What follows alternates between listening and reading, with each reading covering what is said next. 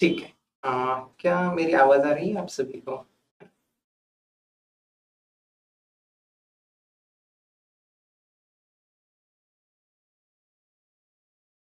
ठीक। मैंने आपको ओडी पढ़ाया है ना?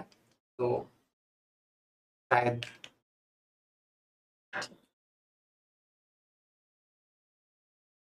चल, तो अब पीडी सीखते हैं थोड़ा सा, है ना? चल, तो आई होप आप अच्छे होंगे, अभी कर रहे होंगे पढ़ाई। तो मेरे पास जैसे मैंने आपको बोला था कि पार्शियल डिफरेंशियल इक्वेशन आ सकता है, तो पार्शियल डिफरेंशियल इक्वेशन मैं पढ़ाऊंगा आपको। बाकी टॉपिक्स के बारे में मैं उतना ज़्यादा नहीं जानता हूँ, शायद आपको पढ़ाया गया होगा, सोहेल सर ने वगैरह पढ़ाया होगा आपको। सोहेल सर नहीं पढ़ाया होगा? अ, ठीक है। हाँ, हैप्पी विजयदशमी आप सभी को। शुरू करते हैं पार्शियल डिफरेंशियल इक्वेशन। और अगर मैं एग्जाम के पॉइंट ऑफ व्यू से देखूं जरा, तो एग्जाम के पॉइंट ऑफ व्यू से पार्शियल डिफरेंशियल इक्वेशन टॉपिक जो है वो ज़्यादा स्कोरिंग है देन ऑर्डिनरी डिफरेंशियल इक्वेशन। ठीक। हाँ, करेंगे उसको सलोनी, ठीक है। एक एग्जिस्टेंस यूनिकनेस बचाता शायद, है ना? हाँ, तो उसको करेंगे हम लोग। अब पार्शियल डिफरेंशियल इक्वेशन जो टॉपिक है, वो जैसे मैंने बताया कि एग्जाम के पॉइंट ऑफ व्यू से ज्यादा स्कोरिंग है देन ऑर्डिनरी डिफरेंशियल इक्वेशन। जैसे आप जानते हैं कि अगर पीवाईक्यूज को जरा एनालाइज करें, तो आप जानते हैं कि रियल एनालिसिस भले ही 60-65 मार्क के लिए पूछा जाता है, लेकिन फिर भी आप उसमें से, अगर मैं एवरेज स्टूडेंट की बात करूं, तो एवरेज स्टूडेंट 35 मार्क तक लेकर आ सकता है ना? वही अगर मैं कॉम्प्लेक्स एनालिसिस की बात करूं, तो पूछा जाता है 30-32 मार्क्स तक। और वही अगर हम लोग उसको उसमें से मार्क्स लेकर आने की बात करें, तो वो आप 25 के अराउंड आराम से लेकर आ सकते हैं। मतलब out of 32, if the paper is asking for 32 marks, then you can attempt up to 25 marks, तो वहां पर आप ज्यादा स्कोर कर सकते हैं।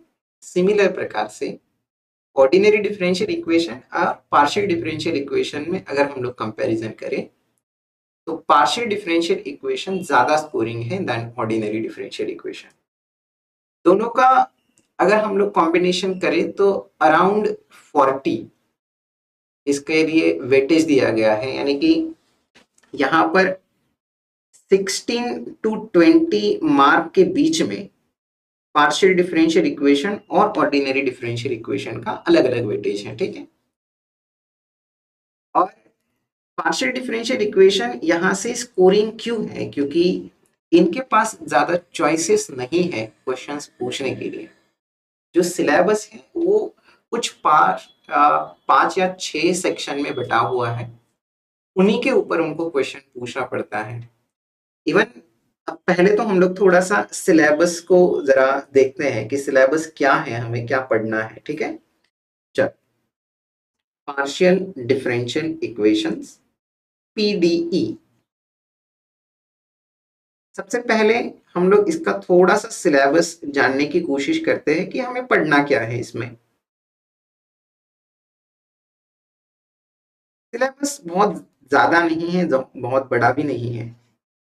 Around 16 to 18 lectures we will finish with this course, okay? 17-18 lectures हमें लगेंगे। जैसे उडी में आप भी जानते होंगे कि हमें अराउंड 21-22 लेक्चर्स लगे थे, है ना? वो याद होगा तो हमें उतने लेक्चर्स लगे थे। तो पार्शियल डिफरेंशियल इक्वेशन में उससे थोड़ा सा कम समय लगेगा, हमें 1-2 लेक्चर्स कम लगेंगे। सिलेबस में मैंने कुछ चैप्टर्स में बांटा है सिलेबस। तो मेरा जो पहला चैप्टर है that will B basics of partial differential equations. ये हमारा पहला पॉइंट है जिसके अंदर हम लोग कुछ सब पॉइंट्स देखेंगे। जैसे मेरे पास पहला पॉइंट है कि what is partial differential equation, definition of partial differential equation. Second point इसमें मैं रखूंगा कि how to classify partial differential equations, यानी कि classification of partial differential equations. जो नेक्स्ट पॉइंट है that will be what do we mean by solution of partial differential equation. Yeah, I will just write down formation of partial differential equations. Formation of partial differential equations. And so these will be the points which we will deal with in this point. Okay. Second point जो होगा वो मेरे पास आ जाएगा या second chapter, जिसमें हम लोग solutions of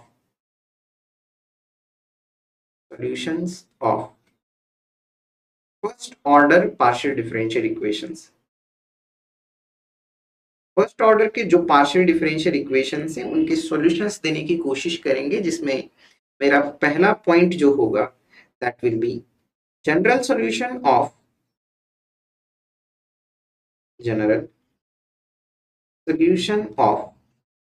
what quasi linear partial differential equations. Okay, general solution of quasi linear partial differential equations. आप इसको क्वासी बोलो, क्वाजी बोलो, कोई दिक्कत नहीं। Second point will be the Cauchy problem.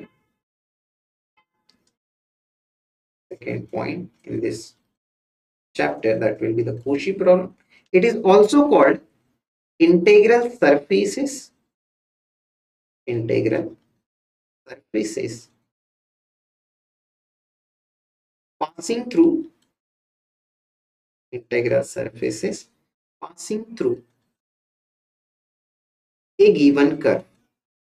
Passing through a given curve. ठीक है, इसी को दूसरा नाम है initial value problem.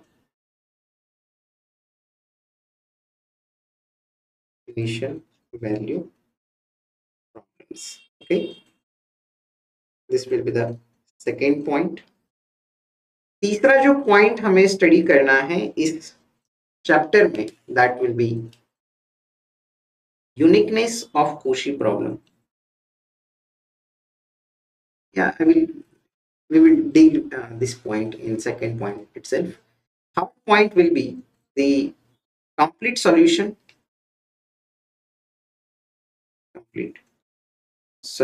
of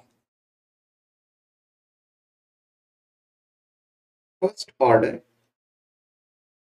partial differential equations। ठीक है,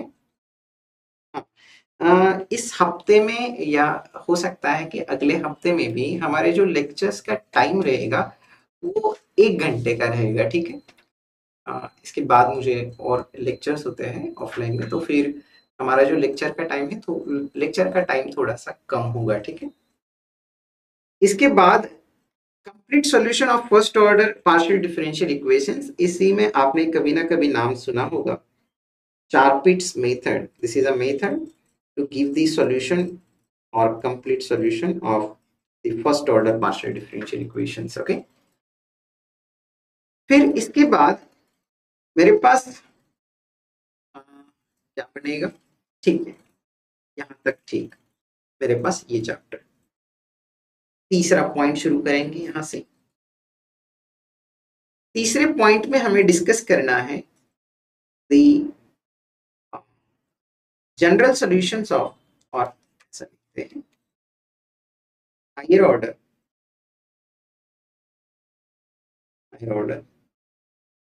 linear partial differential equations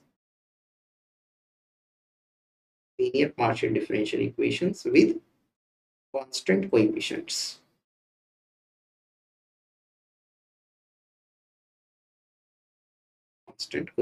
छोटा सा पॉइंट है जो हम लोगों ने ऑर्डिनरी डिफरेंशियल इक्वेशन में आपको याद होगा कॉम्प्लीमेंट्री फंक्शन और पर्टिकुलर इंटीग्रल जैसा कुछ हमने सुना था, तो यहाँ पर भी ऐसा ही कुछ है, complementary functions, complementary functions and second will be particular solutions, particular solutions, okay। यानी कि जो higher order linear partial differential equations with constant coefficients है उनका हम लोग जनरल सॉल्यूशन देना चाहते हैं, ठीक। ये पॉइंट होने के बाद मेरा जो चौथा पॉइंट यहाँ पर स्टार्ट होगा that will be the second order partial differential equations, second order partial differential equations, जिसमें हम लोग दो पॉइंट्स बेसिकली डिस्कस करेंगे। पहला point will be canonical forms, ठीक। Then second point will be classification,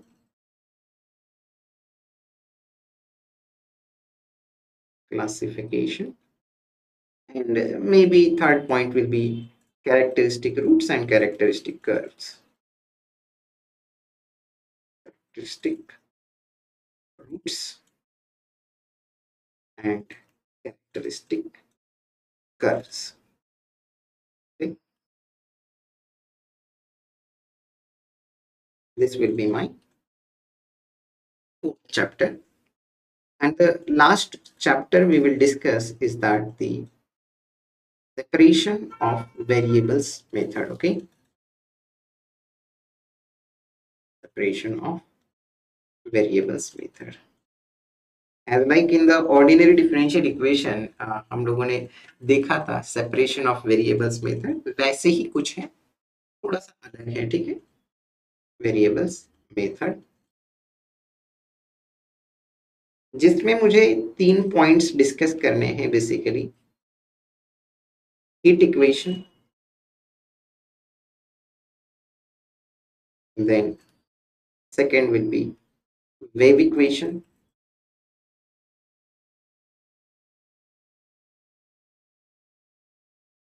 and last one Laplace equation, okay।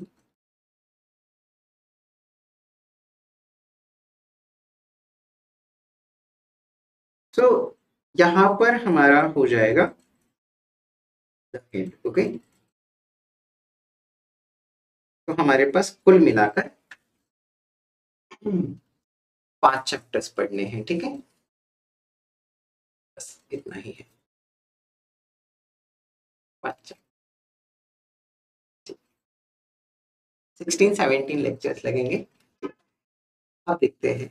तो यहाँ पर अगर एग्जाम के पॉइंट ऑफ व्यू से देखें तो थोड़ा सा फिलहाल का जो सिनेरियो है या फिर PYQs को जरा एनालाइज करेंगे तो हमें थोड़ी बहुत आइडिया आ जाएगी कि कौन से टॉपिक्स हमारे लिए ज़्यादा इम्पोर्टेंट हैं। इसका मतलब ये बिल्कुल भी नहीं है कि आपको सिर्फ उन्हीं पॉइंट्स को करना है, ठीक है।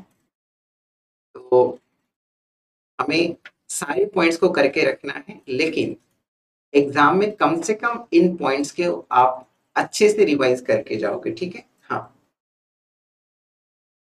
हाँ नहीं, फिर उसके हिसाब से हो जाएंगे ना कोयल, के हिसाब से हो जाएंगे। देखते हैं, ये एकदम कंफर्म नहीं है कि हमारा पूरा सिर्फ 1 ही घंटे का लेक्चर चलेगा, हो सकता है कि हम लोग 2 घंटे के लेक्चर्स भी आगे जाके देख सकते हैं, ठीक। अब थोड़ा सा अगर हम लोग एनालाइज करेंगे तो अगर आपके स्टेट की सेट एग्जाम या फिर गेट एग्जाम को टारगेट करते हैं तो फिर ये पॉइंट आपके लिए, मतलब CSIR के लिए भी है इम्पोर्टेंट क्योंकि बेसिक है, लेकिन सेट के एग्जाम में और गेट के एग्जाम में इन टॉपिक्स के ऊपर क्वेश्चन जरूर पूछा जाता है। सेट के एग्जाम में तो 100% एक क्वेश्चन कम से कम पूछा जाता है हमारे पहले चैप्टर के ऊपर, ठीक है। अगर कोई सेट के लिए प्रिपरेशन कर रहा है अपने स्टेट के तो फिर वो जरूर इस टॉपिक को आप करके रखे, ठीक है। हाँ, उसके बाद हमारे पास जो सेकेंड पॉइंट है, यहां पर से आपको कम से कम एक क्वेश्चन मिलेगा CSI नेट एग्जाम में, ठीक है। मैं कम से कम एक एग्जाम, एक क्वेश्चन इसलिए बोल रहा हूं क्योंकि जनरली एक क्वेश्चन तो पूछा ही जाता है, और लास्ट टाइम का पेपर अगर हम लोग देखें तो उस लास्ट टाइम का मतलब अभी जो एग्जाम हुआ इससे पहले, उस एग्जाम में 3 क्वेश्चंस पूछे गए सिंपली इस पॉइंट के ऊपर, उसी प्रॉब्लम के ऊपर। तो फिर हम लोग भी ध्यान ध्यान में रखेंगे कि इस पॉइंट के ऊपर अगर क्वेश्चन आता है तो हमें ये वो सॉल्व होना ही चाहिए, ठीक है। क्योंकि इसके ऊपर 90% चांस होता है कि क्वेश्चन आ ही जाएगा। कुल मिलाकर 5 ही टॉपिक से तो क्वेश्चन पूछना पड़ेगा, ठीक है। और इसके ऊपर तो क्वेश्चन मिलेगा ही मिलेगा आपको। इसमें भी जो चांसेस होते हैं वो 80% चांसेस होते हैं कोशी प्रॉब्लम के ऊपर आपको सवाल पूछे। फिर हम लोग मान के चलते हैं कि 15% चांसेस है कि अगर यहाँ पर नहीं पूछा जाता सवाल तो फिर 15% चांसेस है कि आपको कंप्लीट सॉल्यूशन के बारे में कुछ पूछें या 4 पिट मेथड आपको लगा सकते हैं, और 5% यहाँ पर जनरल सॉल्यूशन। तो ऐसा कुछ है, यानी कि ज्यादा फोकस जो है वो हमारा कुशी प्रॉब्लम के ऊपर रहने वाला है, क्योंकि वहां से क्वेश्चन मिलता है हमें। अगर इस टॉपिक की अगेन मैं बात करूं तो सेट एग्जाम और गेट एग्जाम में ये इंपॉर्टेंट बन जाएगा। हालांकि CSI नेट एग्जाम में उतना इंपॉर्टेंट अभी नहीं है। 2015 तक इस टॉपिक के ऊपर क्वेश्चन पूछा जाता था। 2015 के बाद के अगर आप पेपर्स उठाओगे तो आपको दिखेगा कि इसके ऊपर ज्यादा क्वेश्चन नहीं है, इसको ज्यादा भाव नहीं दिया है उन्होंने, ठीक है। हाँ, लेकिन सेट एग्जाम में और गेट एग्जाम में इसके ऊपर क्वेश्चन है, ठीक है। नेक्स्ट, CSI नेट एग्जाम में अगेन यहां पर एक क्वेश्चन आपको मिलेगा ही मिलेगा, जो second order partial differential equation से, जिसमें आपको कैनोनिकल फॉर्म के ऊपर क्वेश्चन पूछ सकता है। क्लासिफिकेशन के ऊपर 90% चांसेस है कि यहीं से क्वेश्चन पूछा जाता है, ठीक है। 90% चांसेस। आपने भी देखा होगा कि एक कंडीशन होती है S² - 4RT नाम की। अगर पॉजिटिव तो हम लोग पीडी को क्लासिफाई करते हैं कि उसको हाइपरबोलिक कब बोलना है, पैराबोलिक कब बोलना है, एलिप्टिक कब बोलना है, उस प्रकार से। आज तक के अगर आप पीवाईक्यूज को एनालिसिस करोगे तो कम से कम एक क्वेश्चन आपको इस पॉइंट के ऊपर जरूर दिखाई देगा, क्लासिफिकेशन के ऊपर। तो ये बहुत ज्यादा इंपॉर्टेंट है और बहुत ज्यादा सिंपल भी है, ठीक है। फिर उसके बाद मेरे पास जो लास्ट का पॉइंट है, that is again important point from our exam point of view. 2000 अभी लास्ट के 2-3 पेपर्स अगर आप छोड़ोगे तो उससे पहले हर पेपर में 2 क्वेश्चंस पूछे जाते थे इस टॉपिक के ऊपर। हर पेपर में 2-3 एग्जाम्स के पहले की अगर बात करूं तो हर पेपर में 2 एग्जाम्पल्स पूछे जाते थे इस टॉपिक के ऊपर। हालांकि जो लास्ट के 2-3 पेपर हैं, हाँ गेट में तो पूछा ही जाता है, जो लास्ट के 2-3 पेपर थे उसमें उन्होंने डायरेक्टली इस टॉपिक के ऊपर क्वेश्चन नहीं पूछा है, लेकिन कहीं ना कहीं कनेक्शन इन टॉपिक्स का है क्वेश्चंस में, ठीक है। तो हमारे लिए ये पॉइंट हालांकि सारे ही पॉइंट्स इंपॉर्टेंट है, मैं किसी को ऐसा नहीं बोल रहा हूँ कि वो ज्यादा महत्वपूर्ण है और कुछ कम है। तो कुल मिलाकर हमारे पास ये 5 चैप्टर्स हमें पढ़ने हैं। आई होप सिलेबस अब क्लियर है, कोई दिक्कत नहीं होगी सिलेबस में, ठीक है। यही हमें पढ़ना है। अब सिलेबस क्लियर है तो फिर करते हैं शुरू हमारे पॉइंट को, और पहला पॉइंट हम लोग डिस्कस करना शुरू करते हैं, basics of partial differential equations. Okay, जब हम लोगों ने ऑर्डिनरी डिफरेंशियल इक्वेशन स्टार्ट किया था तो उस टाइम हम लोगों ने डिफरेंशियल इक्वेशन की डेफिनेशन लिखी थी। डिफरेंशियल इक्वेशन क्या होता है? It is an equation between, independent variables, dependent variables derivatives of the dependent variables with respect to independent variables, है कि नहीं? फिर हम लोगों ने डिफरेंशियल इक्वेशन को क्लासिफाई किया था दो पार्ट में। एक को हम लोगों ने ऑर्डिनरी डिफरेंशियल इक्वेशन बोला था और एक को हम लोगों ने पार्शियल डिफरेंशियल इक्वेशन बोला था। तो पार्शियल डिफरेंशियल इक्वेशन किसे कहा था हम लोगों ने कि अगर मेरे डिफरेंशियल इक्वेशन में सिर्फ ऑर्डिनरी डेरिवेटिव्स हैं तो उसको मैं ऑर्डिनरी डिफरेंशियल इक्वेशन बोलूंगा, और जिस डिफरेंशियल इक्वेशन में मेरे पास पार्शियल डेरिवेटिव्स होंगे तो उसको मैं बोलूंगा पार्शियल डिफरेंशियल इक्वेशन। ठीक है, बहुत सिंपल सी चीज है। जिस डिफरेंशियल इक्वेशन में मेरे पास पार्शियल डेरिवेटिव्स होंगे तो उसको मैं पार्शियल डिफरेंशियल इक्वेशन बोलूंगा। अब पार्शियल डेरिवेटिव आ रहा है, इसका मतलब क्या हुआ? पार्शियल डेरिवेटिव तभी आता है जब मेरा डिपेंडेंट वेरिएबल एक से ज्यादा इंडिपेंडेंट वेरिएबल्स के ऊपर डिपेंड कर रहा हो, है ना? जैसे मैं बोलता हूं कि z is a function of x y, तो जब भी मैं इसके डेरिवेटिव की बात करूंगा तो मैं derivative with respect to x और विद रिस्पेक्ट टू वाई की बात करूंगा, और जब भी हम लोग निकालेंगे तो उसको हम लोग बोलते हैं del z by del x या del z by del y. हम लोग इनको बोलते हैं पार्शियल डेरिवेटिव्स। और जब मेरा फंक्शन सिर्फ एक इंडिपेंडेंट वेरिएबल के ऊपर डिपेंड होता है तो हम लोग इसका derivative D Z by D x बोलते हैं, और इसको हम लोग बोलते हैं ordinary derivative, right? Ordinary derivative. और इसको हम लोग बोलते हैं partial derivatives, right? Partial derivatives. तो हमारे पास पार्शियल डिफरेंशियल इक्वेशन की डेफिनेशन क्या बन गई? हम लोग सिंपली लिखेंगे कि it is a equation which describes some relationship between dependent variable and its partial derivatives। क्या ये चीज क्लियर सभी को? What is partial differential equation? It is a equation which describes some relationship between dependent variable and its partial derivatives। Okay, चलो लिख देते हैं।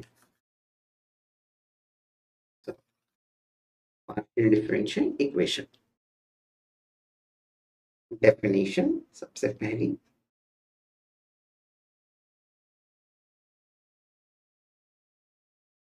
so it is an equation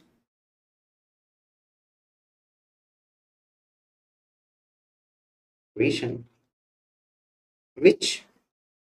describes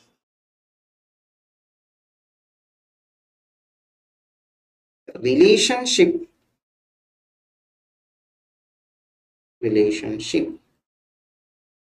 between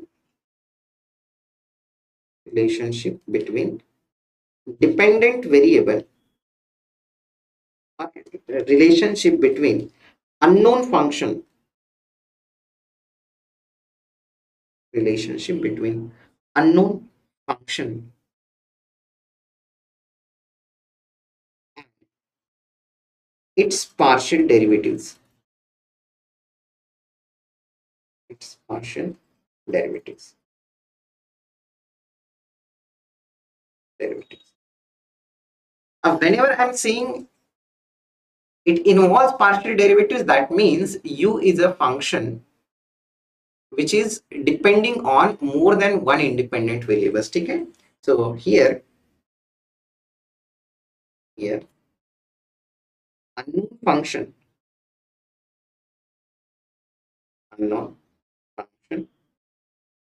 is of two or more independent variables। Okay, independent variables, तभी मेरे पास partial derivatives आ जाएंगे, right? अब एक दो एग्जांपल्स भी लिख देते हैं, जैसे कि examples of partial differential equations. First example हम लोग लिख सकते हैं, जैसे कि मान लो del z by del x plus del z by del y is equal to x plus y. So ये मेरा एक पार्शियल डिफरेंशियल इक्वेशन है। ये एक इक्वेशन है जो डिपेंडेंट वेरिएबल और उसके डेरिवेटिव्स में से कुछ रिलेशन डिस्क्राइब करता है। डेरिवेटिव्स की addition equal to x plus y. दूसरा मैं लिख सकता हूं del two z by del x square plus del two z by del y square is equal to 0। ये भी मेरा क्या है, एक पार्शियल डिफरेंशियल इक्वेशन है। इस इक्वेशन को आपने कॉम्प्लेक्स एनालिसिस में जरूर देखा होगा कहीं ना कहीं, है ना। तीसरा एग्जांपल हम लोग लिख सकते हैं कॉम्प्लेक्स एनालिसिस में, जो जब मेरा फंक्शन एनालिटिक होता है then they you and we satisfies this equation, right. तीसरा तीसरा एग्जांपल मैं लिख सकता हूं जैसे कि x square then del two z by del x square minus y square into del 2 z by del y square is equal to, let's say, e raised to x plus y. This is also a partial differential equation. So here, one more example we can write del u by del t is equal to 2 times del 2u by del x square. These all are partial differential equations. ये सारे के सारे partial differential equations है। क्यों? क्योंकि ये dependent variable और उनके डेरिवेटिव्स में कुछ रिलेशन डिस्क्राइब करते हैं, तो इनको मैं बोलता हूँ पार्शियल डिफरेंशियल इक्वेशंस। ठीक है। हालांकि आपको याद होगा कि ऑर्डिनरी डिफरेंशियल इक्वेशन में हम लोगों ने सिंपल ऑर्डिनरी डिफरेंशियल इक्वेशन और system of ordinary differential equation in दोनों को डिस्कस किया था, राइट। पार्शियल डिफरेंशियल इक्वेशन में हम लोग simply simple partial differential equations को डिस्कस करेंगे, ना कि system of partial differential equations में। System of partial differential equation और सिंपल पार्शियल डिफरेंशियल इक्वेशन में क्या फर्क है, क्या अंतर है? तो जो सिंपल पार्शियल डिफरेंशियल इक्वेशन है जिसमें मेरे पास सिंपल एक डिपेंडेंट वेरिएबल होगा, और जो system of partial differential equations होता है जिसमें मेरे पास एक से ज्यादा डिपेंडेंट वेरिएबल्स होते हैं। हालांकि हमारे सिलेबस में system of partial differential equations नहीं है। हमारा फोकस जो होगा वो सिंपली जो सिंपल पीडी है, इस प्रकार के जो एग्जांपल्स हमने लिखे हैं उनके ऊपर रहेगा। ठीक है। कुछ नोटेशन से जो हम लोग आने वाले समय में यूज करने वाले हैं, तो हम लोग उनको भी जरा नोट डाउन कर लेते हैं। नोटेशंस, तो वी विल यूज ये स्टैंडर्ड नोटेशन है। ठीक है। वी विल यूज जेड और you as dependent variables. Okay, dependent variables.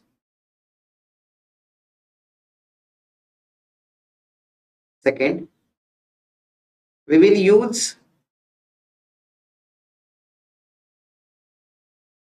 x comma y or x comma t as independent variables. Independent variables.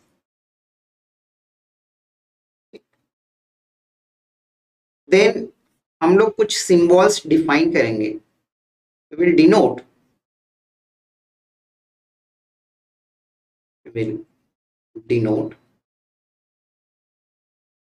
del z by del x और del u by del x as small p. Okay, हम लोग del z by del x को यहां से आगे small p से replace करेंगे, या मैं u में नहीं रखता हूं, इसको मैं स्मॉल p बोलता हूं। We will use del z by del y as small q. We will use del 2z by del x square as small r. We will use del 2z by del y square as small t, and we will use del 2z by del x del y as small s. ठीक है। सो हम लोग ये notations आने वाले समय में use करेंगे, ठीक है। तो ये मेरे पास नोटेशंस है, तो अगर मैं general first order partial differential equation लिखना चाहूंगा तो वो कैसे दिखेगा, या फिर मैं जनरल पार्शियल डिफरेंशियल इक्वेशन लिखना चाहता हूं जिसमें मेरे पास z डिपेंडेंट वेरिएबल है और x और y एज इंडिपेंडेंट वेरिएबल्स है, तो फिर मैं कैसे लिख सकता हूं उनको, ठीक है। सो general form of partial differential equations, generally कैसे लिखा जाएगा पार्शियल डिफरेंशियल इक्वेशन, सिंपली जहां पर z as dependent variable, dependent variable और x comma y as independent variable होंगे।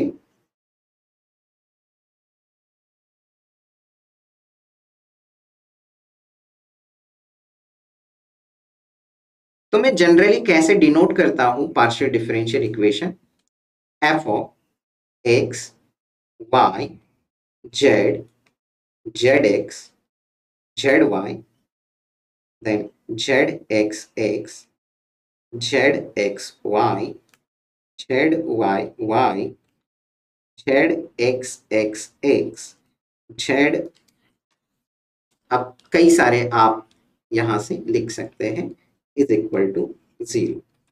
तो मेरा ये बन गया एक general form of the partial differential equation where z is dependent variable and x and y are independent variables। क्या ये बात समझ में आई सभी को, general form of partial differential equations, ठीक ठीक। अब अगर मैं यहां पर इसकी सब केस बनाता हूं, general form of general form of second order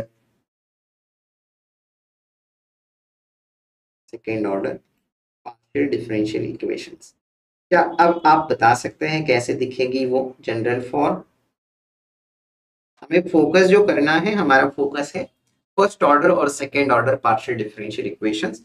जो सेकेंड ऑर्डर की जनरल फॉर्म दिखेगी वो दिखेगी f of x comma y comma z, z x की जगह हम लोग पी डिनोट कर रहे हैं, जेड वाई की जगह हम लोग क्यू डिनोट कर रहे हैं, जेड एक्स एक्स की जगह हम लोग आर, जेड एक्स वाई की जगह एस, जेड वाई वाई की जगह टी इक्वल टू 0, ठीक है। हमारे पास ये होगा general form of second order partial differential equations, क्योंकि हमारे पास what do we mean by order of the differential equation, हम लोगों ने उसको लिखा है, समझा है। Order of the differential equations is the highest order of the derivative in the differential equation, right. हाँ, डेरिवेटिव पावर नहीं Priya, it is the order of highest derivative in the differential equation, right। अब देखो, वही अगर मैं general form of first order partial differential equation लिखूंगा तो वो मेरे पास कैसे दिखेगा, general form of first order partial differential equations, वो हमारे पास दिखेगा f of x y z comma t comma q is equal to 0। उसमें आर भी नहीं आएगा, r is second order derivative, s भी नहीं आएगा, टी भी नहीं आएगा। This will be my general form of first order partial differential equations, okay. अब हमें डेफिनेशन क्लियर हो गई, उसके साथ क्या क्या नोटेशंस यूज करना है वो क्लियर हो गया, और उसका जनरल फॉर्म है क्या है वो भी क्लियर हो गया। अब हम लोग चलते हैं थोड़ा सा क्लासिफिकेशन के ऊपर पार्शियल डिफरेंशियल इक्वेशन के, ठीक। अब हमारा नेक्स्ट पॉइंट है क्लासिफिकेशन।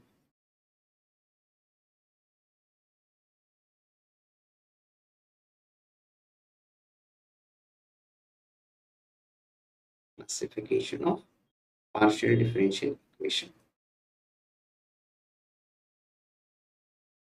क्या आपको याद है ऑर्डिनरी डिफरेंशियल इक्वेशन में क्लासिफिकेशन किया था हम लोगों ने कैसे?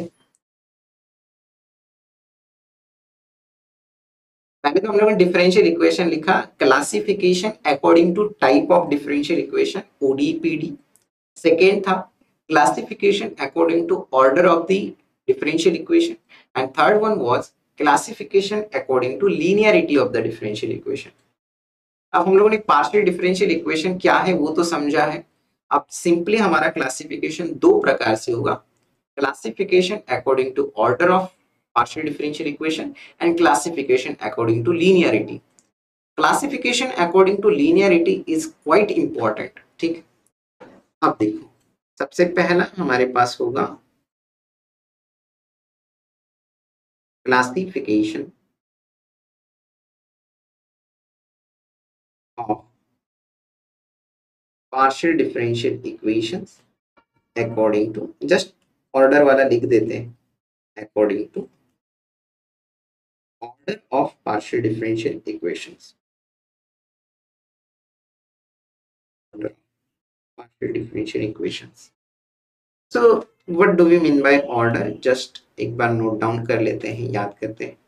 It is the order of, it is the order है ना, क्योंकि यूनिक होता है। It is the order of,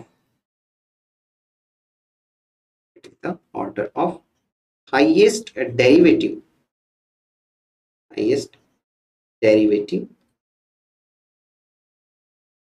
derivative in the differential equation.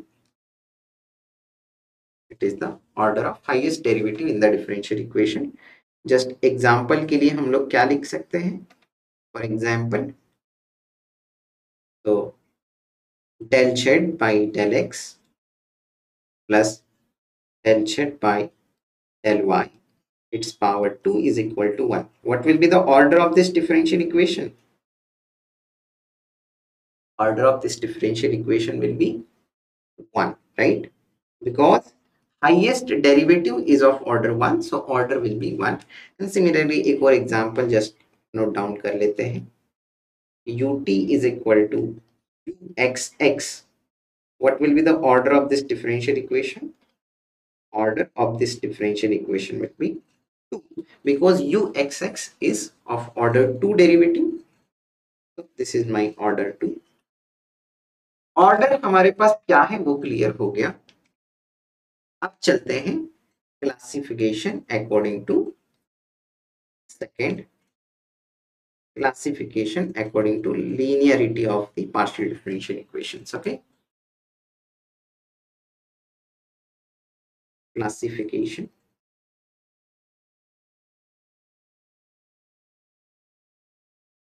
according to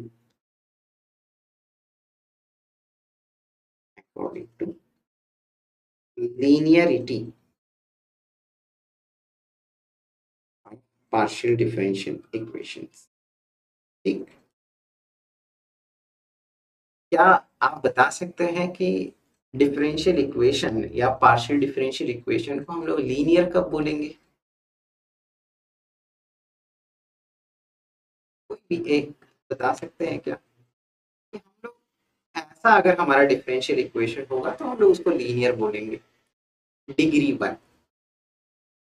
क्या सिर्फ डिग्री 1 होने से हमारे पास हो जाएगा क्या डिफरेंशियल इक्वेशन लीनियर?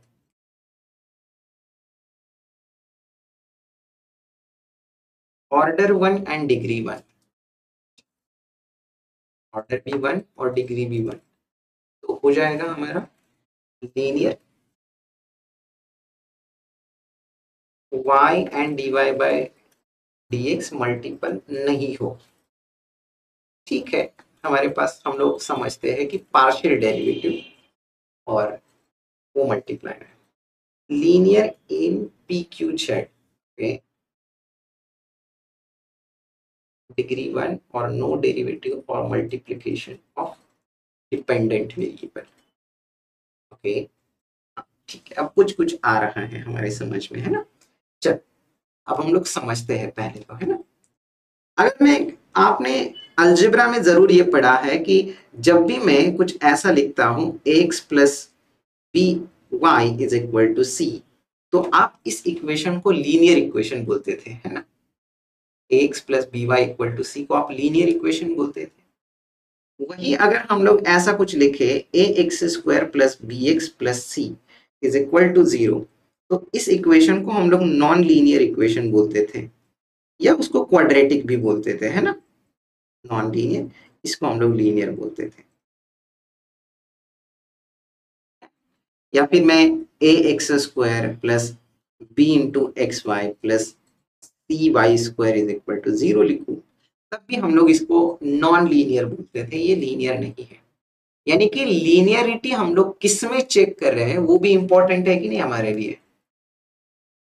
यहां पर हम लोग इसको लीनियर क्यों बोलते थे, क्योंकि हम लोग बोलते थे कि ये एक्स और वाई में क्या है, लीनियर है। यानी कि लीनियरिटी हम लोग किस में चेक करें वो हमारे लिए इंपॉर्टेंट है। यहां पर हम लोग इसको नॉन लीनियर बोलते थे, क्यों, क्योंकि हम लोग लीनियरिटी एक्स में चेक करें और एक्स की पावर एक्स से ज्यादा हो गई तो हम लोग इसको अब लीनियर नहीं बोल सकते, तो ये हमारा नॉन लीनियर हो गया। और सिमिलरली यहाँ पर अगर हम लोग लीनियरिटी या नॉन लीनियरिटी चेक करें एक्स और वाई में, तो फिर मेरे पास यहाँ पर एक्स और वाई का प्रोडक्ट है या एक्स की पावर भी एक से ज्यादा है, तो हमारा ये कैसा बन जाएगा, नॉन लीनियर बन जाएगा। यानी कि लीनियरिटी चेक करने के लिए मुझे, मैं किस में लीनियरिटी चेक कर रहा हूं वो भी इंपॉर्टेंट है ना। तो पार्शियल डिफरेंशियल इक्वेशन की लीनियरिटी चेक करने के लिए भी हमें चेक करना पड़ेगा कि हम लोग किस में लीनियरिटी चेक करना चाहते हैं। तो पार्शियल डिफरेंशियल इक्वेशन को हम लोग लीनियर कब बोलेंगे, जब वो डिफरेंशियल इक्वेशन डिपेंडेंट वेरिएबल और उसके डेरिवेटिव में अगर लीनियर है तो उसको हम लोग लीनियर पार्शियल डिफरेंशियल इक्वेशन बोलेंगे। सिंपल सी चीज है, मैं एक बार फिर से रिपीट करता हूं, ध्यान से सुनना। जब मेरा पार्शियल डिफरेंशियल इक्वेशन लीनियर होगा किसमें, डिपेंडेंट वेरिएबल और उसके डेरिवेटिव्स में, तो फिर मैं उसको बोलूंगा लीनियर पार्शियल डिफरेंशियल इक्वेशन। क्या कुछ समझ आया। हम लोग कब बोलेंगे, डिपेंडेंट वेरिएबल और उसके डेरिवेटिव्स में अगर लीनियर है तो उसको लीनियर बोलेंगे। ठीक, so partial differential equation is said to be is said to be linear partial differential equation if it is linear in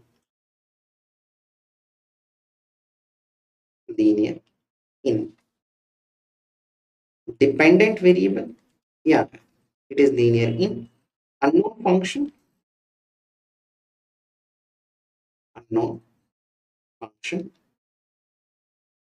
and its derivatives।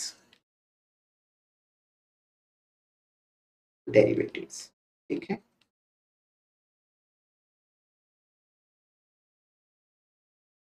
तो अब मैं एक दो एग्जांपल्स लिखता हूं, आप मुझे बता देना कि क्या वो लीनियर है कि नहीं पार्शियल डिफरेंशियल इक्वेशन। ठीक है, क्या, कहाँ किस में चेक करना है ये समझना जरूरी है। हमें लीनियरिटी चेक करनी है डिपेंडेंट वेरिएबल या अननोन फंक्शन और उसके डेरिवेटिव में लीनियर होगा तो हम लोग उसको लीनियर बोलेंगे। मैं कुछ पहला एग्जांपल लिखता हूं, x z x plus z y is equal to x square plus y square. क्या ये लीनियर है, बाकी लोग भी बोलो, हाँ, जस्ट दो चार लोग उन्हीं का कमेंट आ रहा है। ठीक है, क्या इसको मैं लीनियर बोल सकता हूँ, जी हाँ बोल सकता हूँ। किस में चेक करनी है लीनियरिटी मुझे, अब किस में चेक करनी है, z z x z y, क्योंकि यही मेरे पास डिपेंडेंट वेरिएबल है और इनके डेरिवेटिव जेड एक्स और जेड वाई ही है। यहाँ पर देखो, जेड की पावर 1 है हमारे पास, जेड एक्स की पावर भी 1 है, जेड वाई की पावर भी 1 है, तो पहली तो कंडीशन हमारे पास सेटिस्फाई हो गई। हाँ, ये भी जानना जरूरी है कि हम लोग नॉन लीनियर कब कब बोलेंगे, नॉन लीनियर कब कब बोलेंगे ये पहले लिख देते हैं। ठीक है, इसको हम लोग फिलहाल के लिए लीनियर बोल देते हैं। यानी कि लीनियर बनने के लिए, so when partial differential equation will be called non-linear, क्योंकि अगर ये सवाल का आंसर हम लोग कर पाए तो फिर बाकी चीजें आसान हो जाएगी। When partial differential equation will be called non-linear, पहली कंडीशन तो आप लोगों ने बता दी है कि डिपेंडेंट वेरिएबल या उसके डेरिवेटिव की पावर अगर एक से ज्यादा हो जाएगी तो वो नॉन लीनियर बन जाएगा। ये सबको मालूम है और सब इसके सहमत है ना? If unknown function and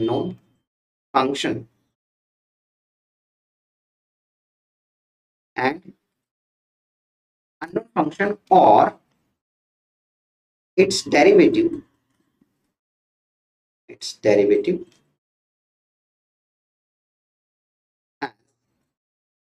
power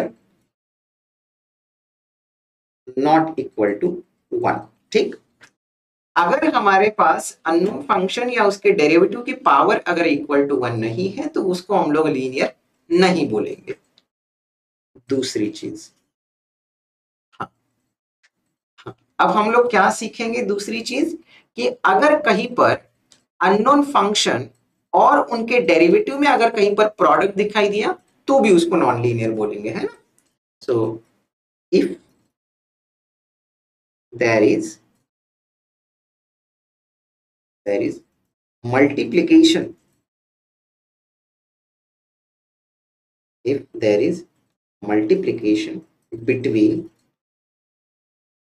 unknown function, between an unknown function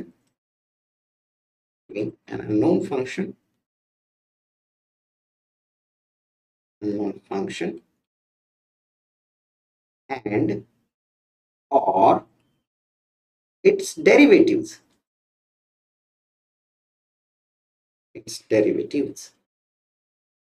है ना? दूसरी चीज समझ गए कि अगर हमारे पास कहीं पर भी अननोन फंक्शन और उसके डेरिवेटिव्स में अगर कहीं पर मल्टीप्लिकेशन दिखा या सिंपली डेरिवेटिव्स में मल्टीप्लिकेशन दिखा तो वो हमारे पास लीनियर नहीं बनेगा, उसको हम लोग नॉन लीनियर बोल देंगे। ठीक है,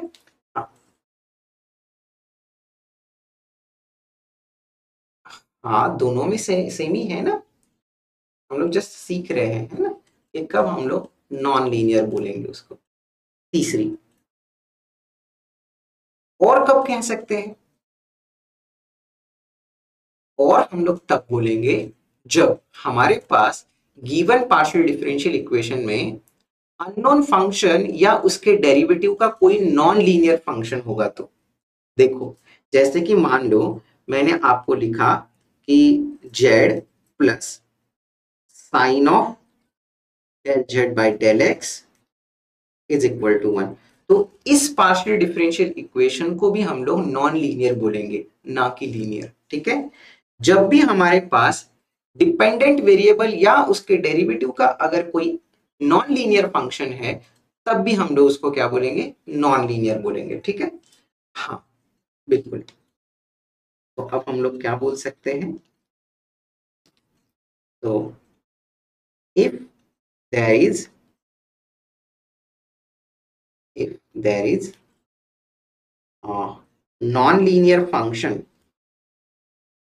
if there is non-linear function of unknown function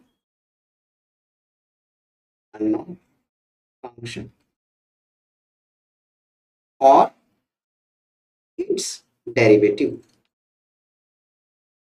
तब हम लोग उसको क्या बोलेंगे? नॉन लीनियर बोलेंगे। बस इतना अगर हमें समझ में आ चुका है तो अब हम लोग बता सकते हैं कि कौन सा पीडी हमारा लीनियर है, कौन सा नॉन लीनियर है। यहाँ पर आप देख सकते हैं लीनियर कब बोलना है? अननोन फंक्शन और उसके डेरिवेटिव में होना चाहिए लीनियर। अननोन फंक्शन z है, उसके डेरिवेटिव zx एंड zy है। देखो यहाँ पर इनकी पावर 1 है, z तो प्रेजेंट ही नहीं है। कहीं पर उनका मल्टीप्लिकेशन दिख रहा है क्या? नहीं दिख रहा है। क्या zx और zy के कोई नॉन लीनियर फंक्शंस है क्या? नहीं है। तो ये हमारा डिफरेंशियल इक्वेशन कैसा बन जाएगा? लीनियर बन जाएगा। क्या ये क्वेश्चन या पहला एग्जांपल सबको क्लियर है? किसी के मन में डाउट है? आई होप नहीं होना चाहिए, है ना? कोई दूसरा एग्जांपल अगर मैं वही कुछ अगर ऐसा लिखूं कि x square into del z by del x plus y square into del z by del y is equal to x y z, ये लीनियर है क्या?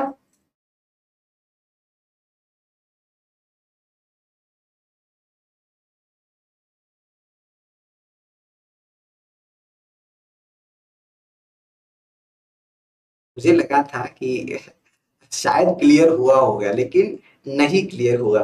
देखो जो जो नो बोल रहे हैं, अरे देखो ना, हमें लीनियरिटी किसमें चेक करनी है?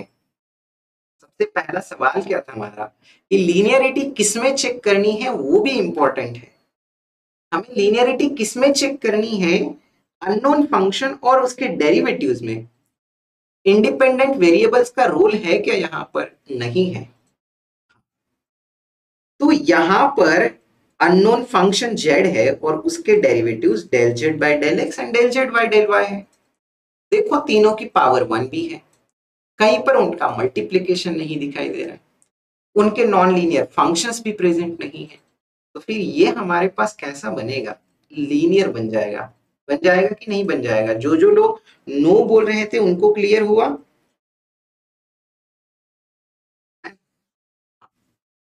अब तीसरा एग्जांपल लिखता हूं। अब मैं लिखता हूं del two z by del x square minus या plus del two z by del y square is equal to 0। ये कैसा है?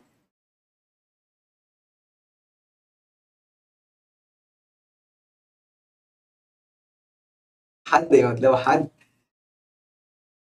अरे किसमें लीनियरिटी चेक करनी है, ये बात समझो पहले। अननोन फंक्शन और उसके डेरिवेटिव्स में। ये डेरिवेटिव्स है ना अननोन फंक्शन के, तो इन दोनों की पावर आपको एक ही दिख रही है ना। ये दो यहां पर लिखा है, इसका मतलब ये थोड़ी है कि इसकी पावर दो है। ये ऑर्डर टू है ना, नॉट पावर। तो यहां पर ये डेरिवेटिव है अननोन फंक्शन का, ना कि पावर है उसकी डेरिवेटिव की। ठीक। अननोन फंक्शन का डेरिवेटिव दोनों की पावर 1 दिखाई दे रही है, कहीं पर उनका प्रोडक्ट नहीं है और कहीं पर भी नॉन लीनियर फंक्शन नहीं है। तो ये भी कैसा बनेगा? Linear partial differential equation. ठीक। चौथा एग्जाम्पल लिखता हूं, ठीक है। अब मैं लिखता हूं p q is equal to 1।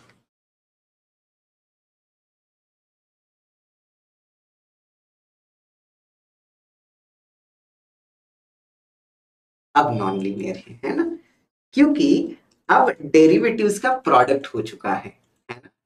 Unknown function के जो डेरिवेटिव्स हैं उनका प्रोडक्ट हो चुका है, तो ये हमारे पास नॉन लीनियर है।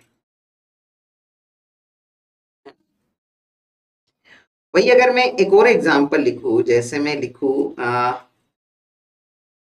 क्या लिख सकते हैं, x square plus y square into u x, then y square plus z square और y square plus u square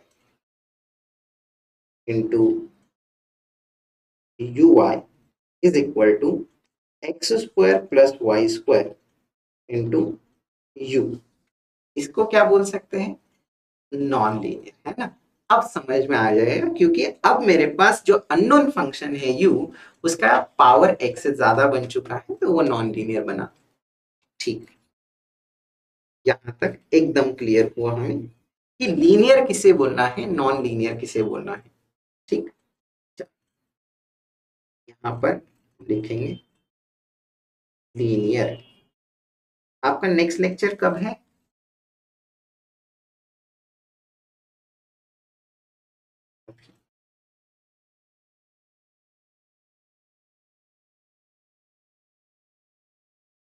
क्या स्टार्ट किया है? किसका लेक्चर है?